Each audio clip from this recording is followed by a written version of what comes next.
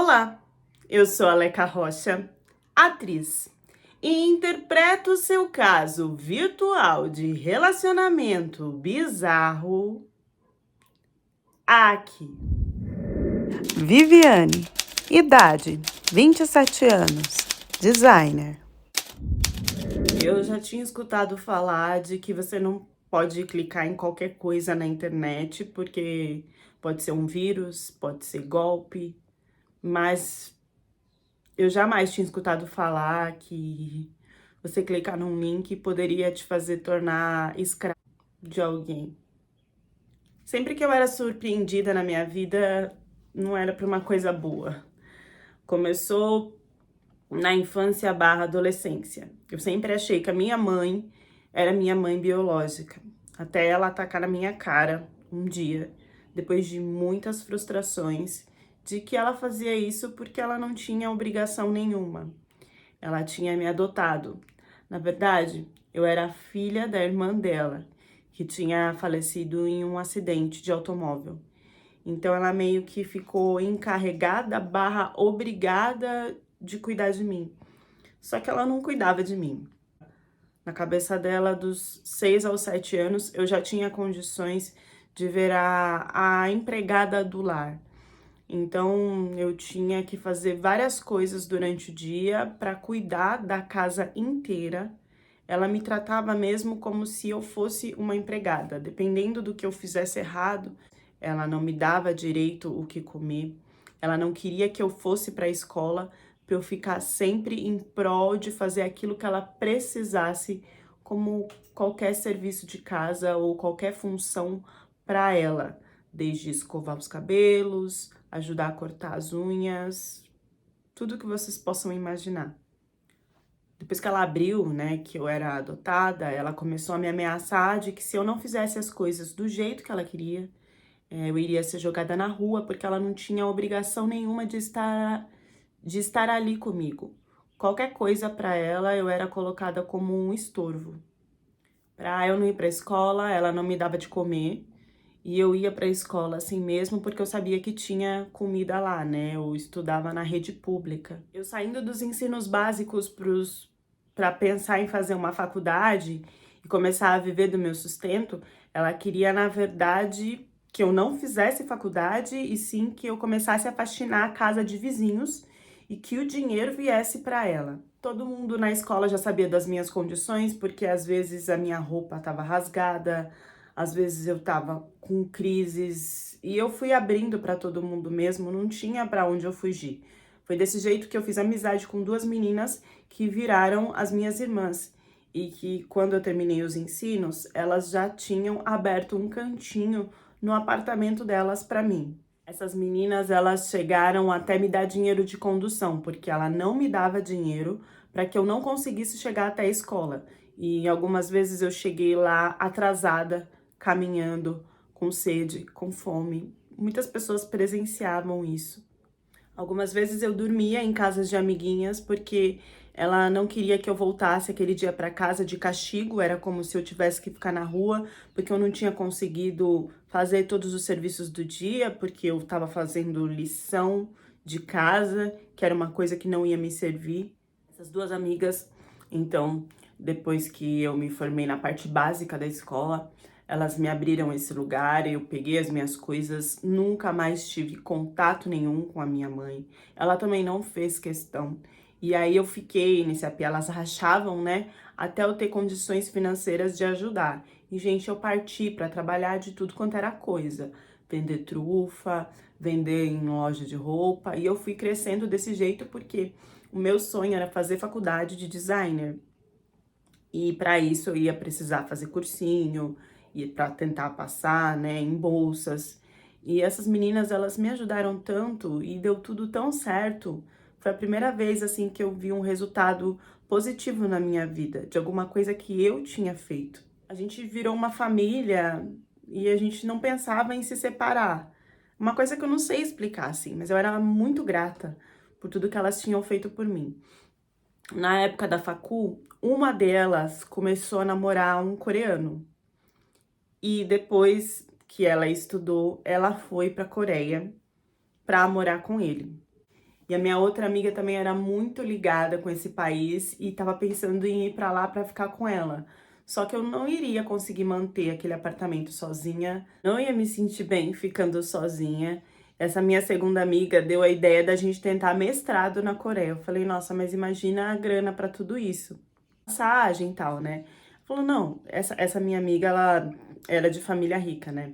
Ela disse que ela me ajudaria, mas eu também tinha economizado muita coisa, né, durante esse tempo de faculdade, e eu trabalhava com tudo, gente. Tudo que vocês dessem na minha mão, assim. Eu ia pra faculdade à noite, mas assim, eu acordava às 5 horas da manhã e partia pra correr, fazer as minhas coisas e pra lucrar de alguma forma. Fiz estágio, trabalhei fixo, trabalhei de madrugada em restaurante, em hotel, fiz tudo que eu podia. Eu não achava que ia dar muito certo, porque assim, na Coreia, primeiro que para trabalhar lá e também para as outras coisas, eles dão prioridade para os nativos. Você tem que ser muito espetacular no que você faz ou como você estudou para conseguir trabalho lá se você não for do país. E sim, eu era espetacular. E sim, eu tinha um bom nome, eu consegui fazer uma boa faculdade, a minha amiga também, e eu era muito expert em tudo de designer, porque eu praticamente, gente, não dormia. Eu trabalhava, estudava e corria atrás das novidades dessa área, porque eu queria ser uma pessoa diferenciada para que eu pudesse mesmo crescer nisso. Nesse meio tempo, essa segunda amiga minha, que era viciada, ela assim era viciada no tal dos coreanos e do dorama, me apresentou o Cal, que era um lugar onde você podia partilhar os seus interesses e conversar também com coreanos. E eu entrei no aplicativo e comecei a conversar com várias pessoas. Foi assim que eu conheci o Kim. A gente só falava de estudos, de negócios, de trabalho. Kim, idade, 26 anos, Booker. Como eu falei pra ele que se desse certo eu iria fazer mestrado na Coreia, que eu já tinha uma amiga brasileira que tava lá, casada com um coreano, tava indo tudo bem, não tinha nenhum problema de relacionamento entre eles.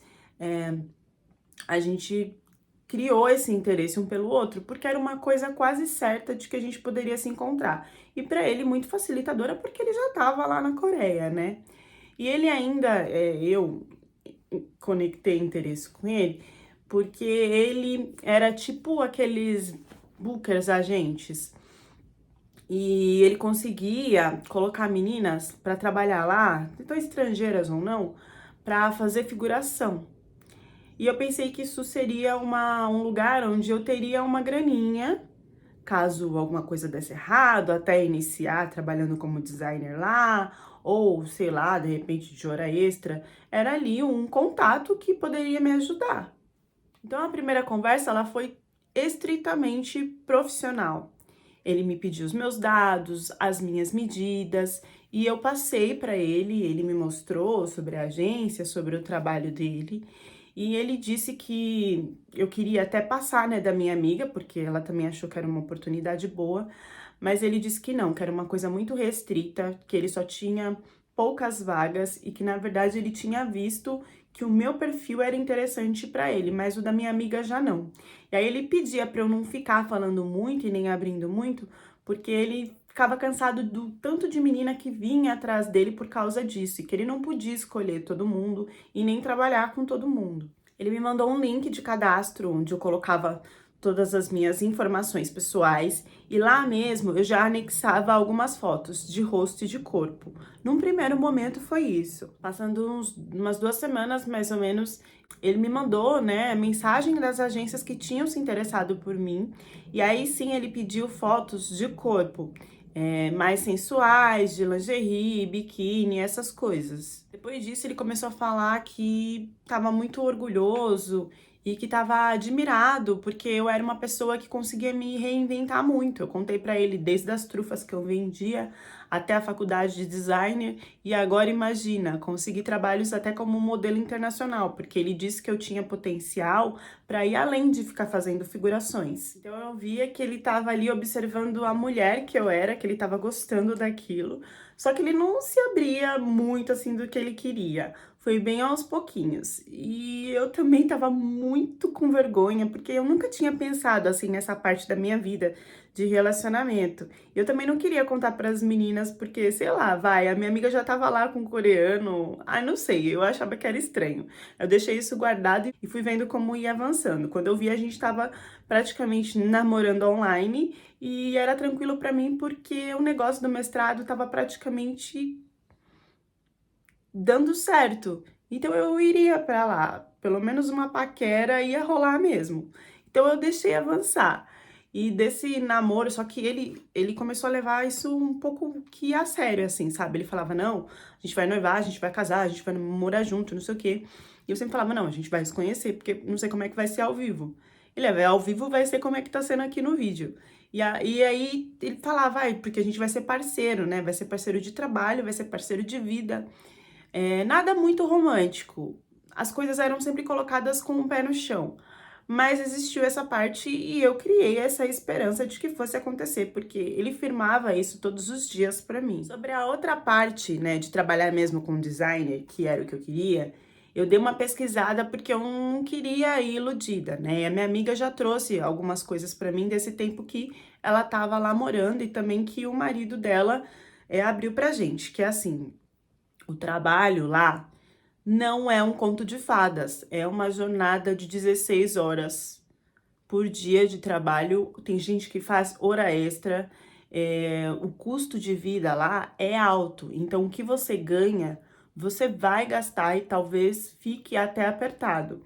E ele também colocou uma questão do tal do happy hour, que diz que o seu chefe sempre vai exigir que você saia para festas, para beber. Lá existe uma galera que a parte do álcool é bem pesada mesmo, e que isso era um problema, porque rolava, né, nas meninas, que eu tinha que ficar ligada nisso, e que também essa grana era alta para sair para esses lugares, e ia sair do meu salário. Então, talvez não, então assim, não era esse conto de fadas de uma vida de qualidade, com qualidade sim, mas sem tempo e com exaustão e até outras questões que eu tinha que ficar de olho. A minha amiga mesmo, o marido tinha tirado ela do trabalho e ela tava só em casa porque teve uma perseguição pela parte do chefe. Ele sabia os horários dela, ele sabia onde era a casa dela, e mesmo sabendo que ela tinha marido, tava rolando uma perseguição que dava a entender que ele queria uma coisa a mais. E esse tipo de coisa não é super valorizado para você fazer uma denúncia lá na Coreia.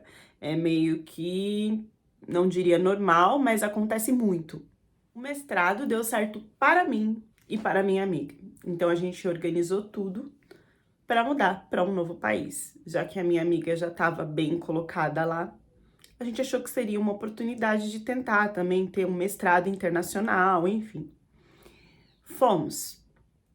Eu conheci o Kim, ele era igual na foto, tirando que o filtro tirava as olheiras dele e as marcas de expressão.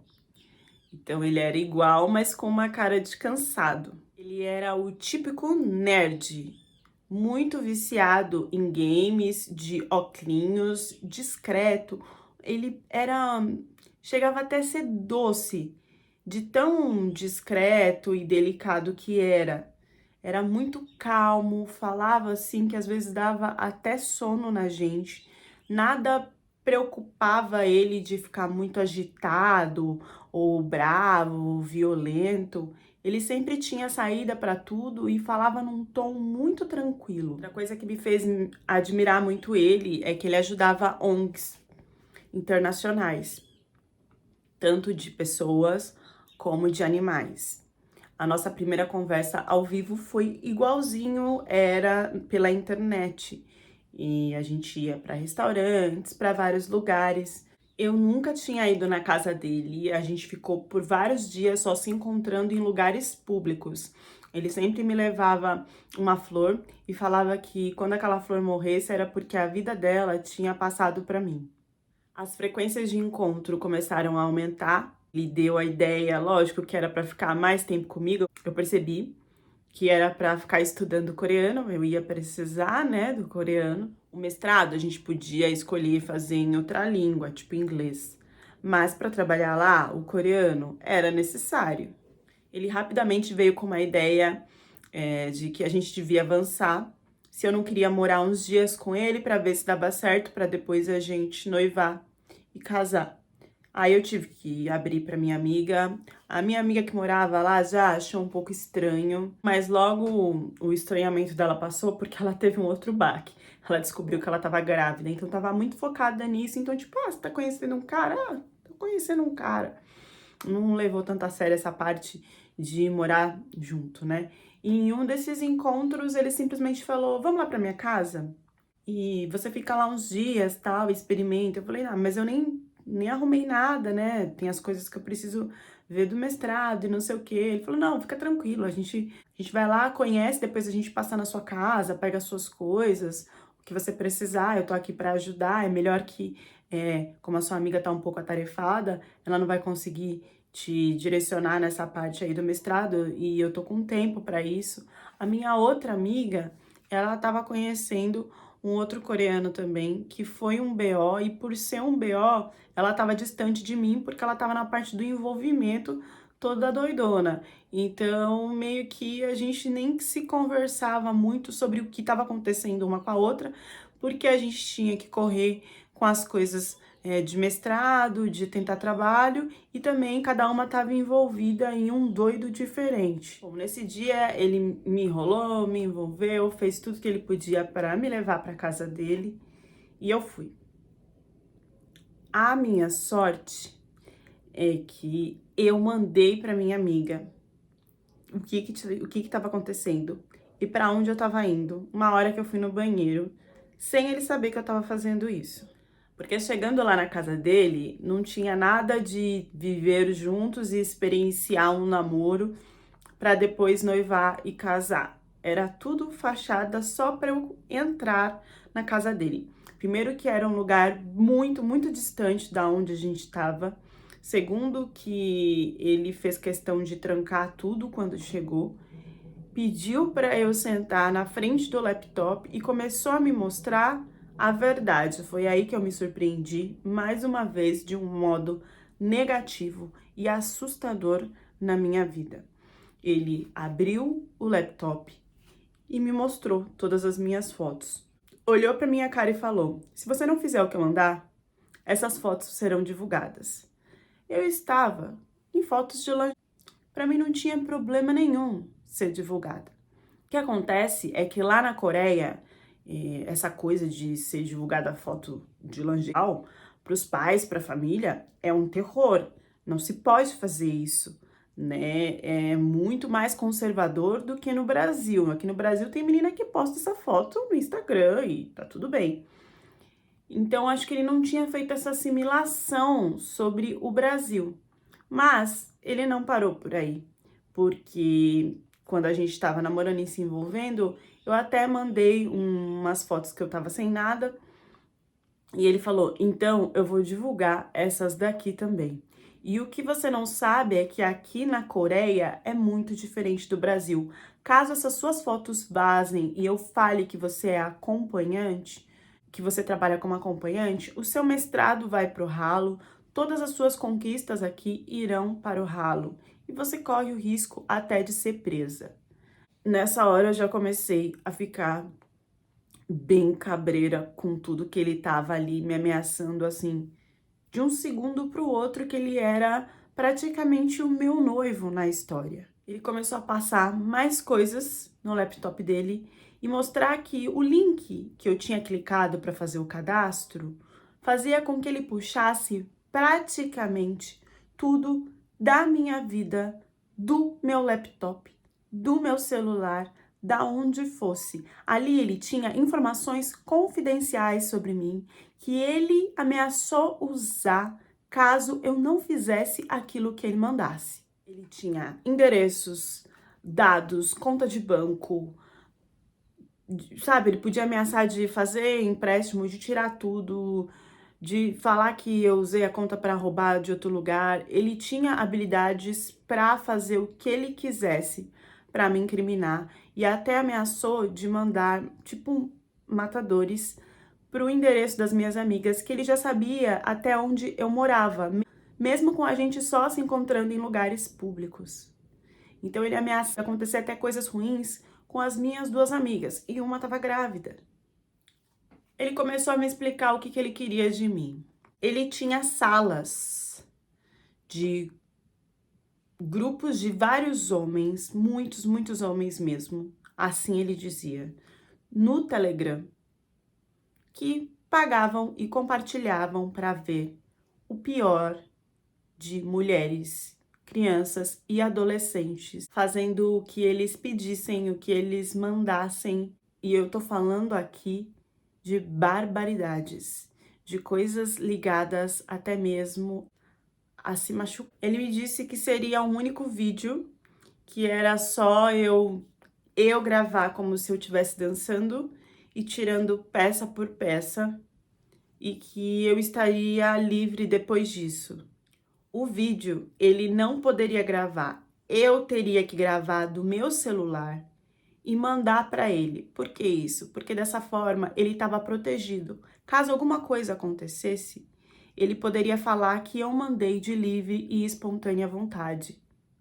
O que ele dizia que seguia um coreano que usava esse nome, que nessa época já estava preso, e um outro de um grupo que também já estava preso. Ele parece que era um dos 200 mil e mais homens que participavam dessas salas, desses grupos, quando esses caras estavam na ativa. E que agora, sem ele, eles estavam tentando continuar o seu legado. Parecia uma história muito fantasiosa. Eu não sabia mesmo se ele estava responsável por continuar esse legado. Mas, através do que aconteceu com esses caras na Coreia, ele se ligou a isso e estava, assim, faturando pelo Telegram com imagens de meninas forçadas fazendo coisas horríveis. Ele começava a contar, falar, idolatrar, mostrar vídeos, e eu ia me acuando, porque cada coisa que ele contava, o que ele mostrava, o que ele pedia para eu fazer, ficava pior. E eu tava com medo da onde que ia chegar tudo aquilo. Eu só rezava para que as minhas amigas tivessem olhado a mensagem, para que a mensagem tivesse chegado, porque eu já não tava mais com o contato do meu celular. Óbvio, ele tava controlando tudo. Eu queria que o tempo passasse, que as minhas amigas chamassem a polícia e que aquilo acabasse. O que deu para entender é que esses caras, eles criavam várias salas dentro do Telegram. Era um app que não tinha servidor na Coreia. Além disso, tudo que você faz ou conta lá é totalmente sigiloso. Não tem como ninguém acessar ou ficar sabendo o que realmente acontece. Então era o lugar propício para eles assistirem todo o terror que eles queriam. Nessas salas eram compartilhadas todo tipo de performance bizarra de sexo com mulheres que estavam sendo forçadas. Não eram filmes produzidos, filmes por... Não. Como que eles conseguiam essas meninas? Tinha várias formas. A primeira era, eles iam atrás de meninas que já postavam um conteúdo mais apelativo, que se mostrava o corpo ou que era sensual, sem mostrar o rosto, sem se identificar. Com certeza eram meninas que estavam tentando de alguma forma ganhar dinheiro, que estavam com problemas financeiros. Eles iam até essas meninas e mandava um link no Twitter, como se fosse um policial, falando que as fotos delas tinham sido vazadas, com rosto, com identificação e tudo.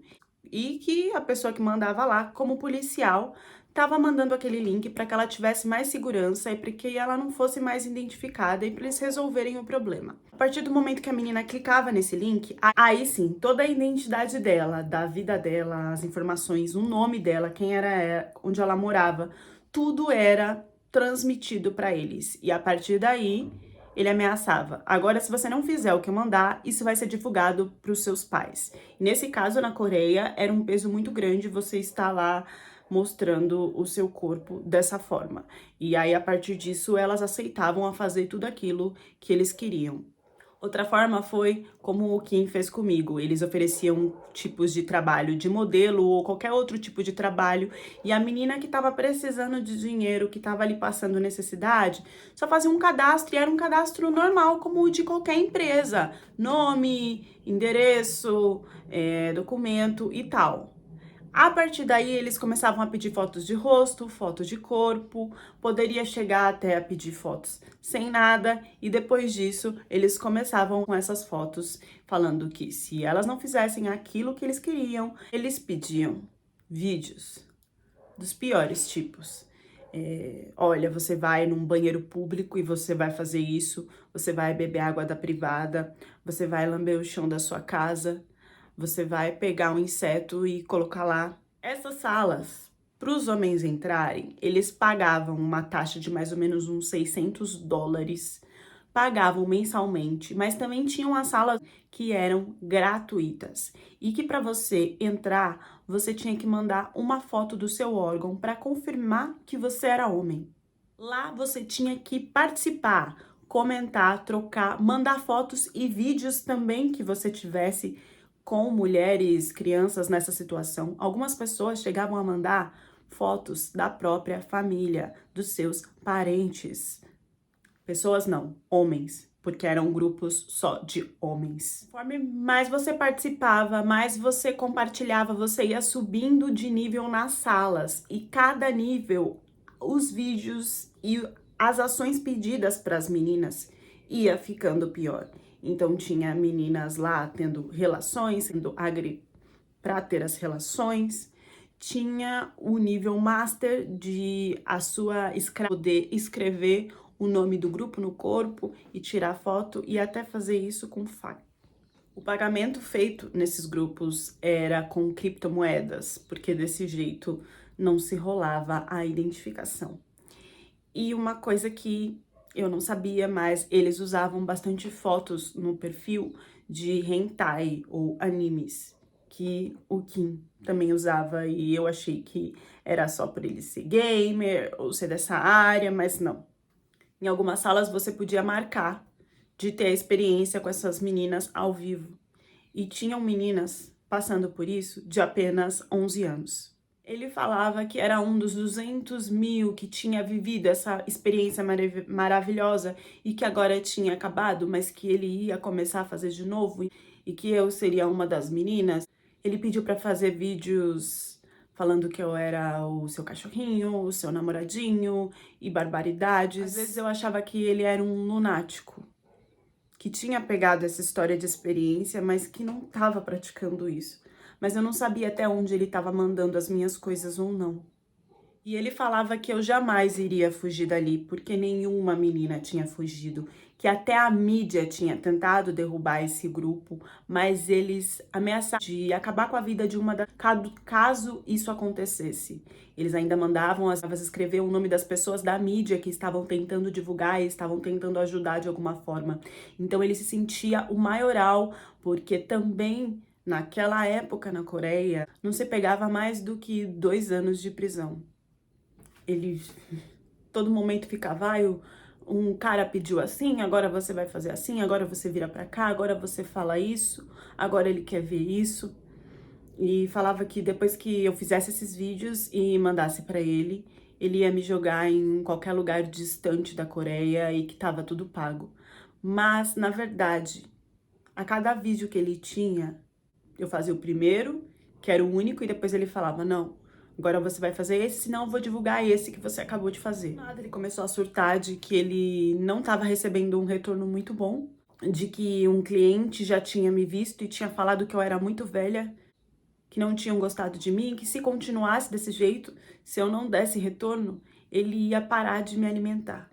Até hoje eu agradeço muito a Deus que esse terror que eu passei foram de poucos dias, porque a polícia chegou. As minhas amigas perceberam que eu não respondia o celular, que nada acontecia, e depois do tempo estipulado pela polícia, eles foram atrás de mim e me encontraram.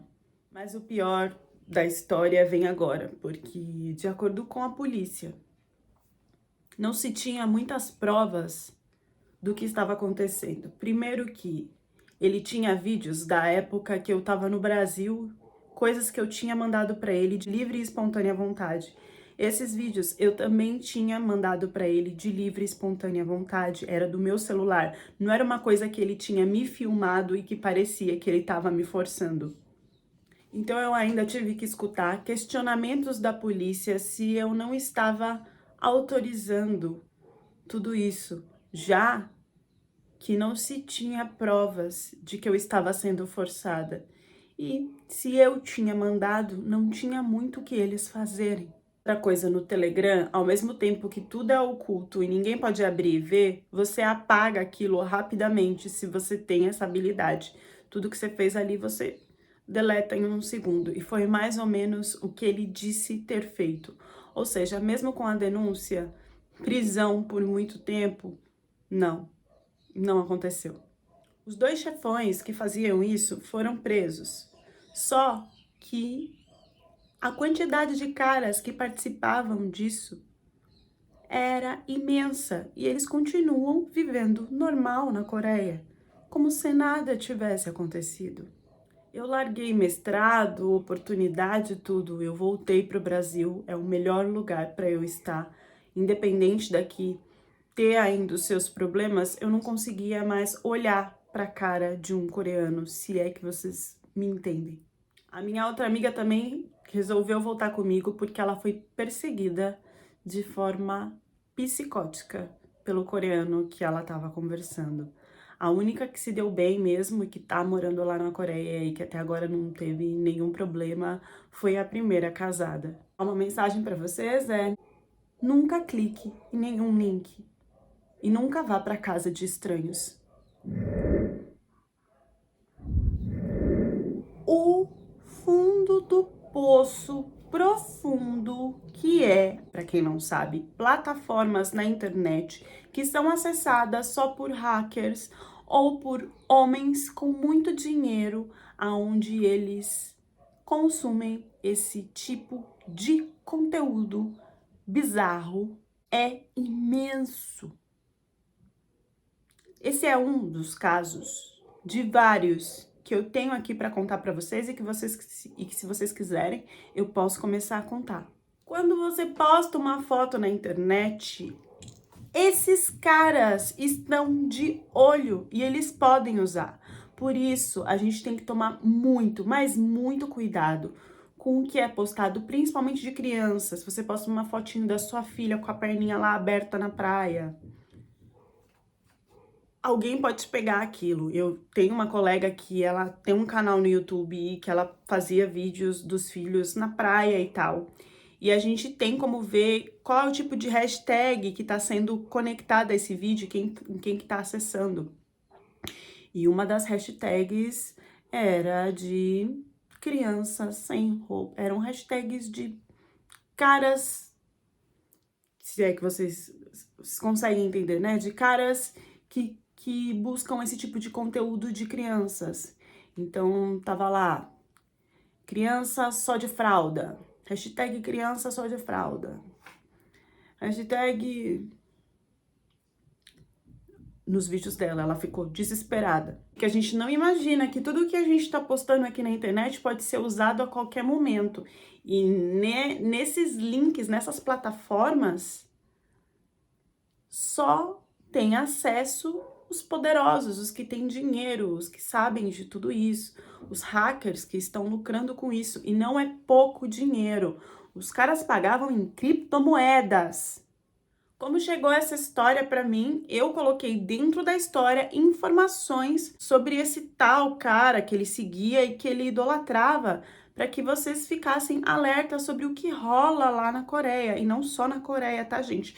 No mundo virtual. Imagina você ter a consciência do quanto de um número gigante de homens que gostavam desse tipo de conteúdo, pagavam e aplaudiam e estão agora vivendo pela Coreia como se fossem pessoas de bem. Deixem as reflexões de vocês nos comentários e até a próxima história do canal.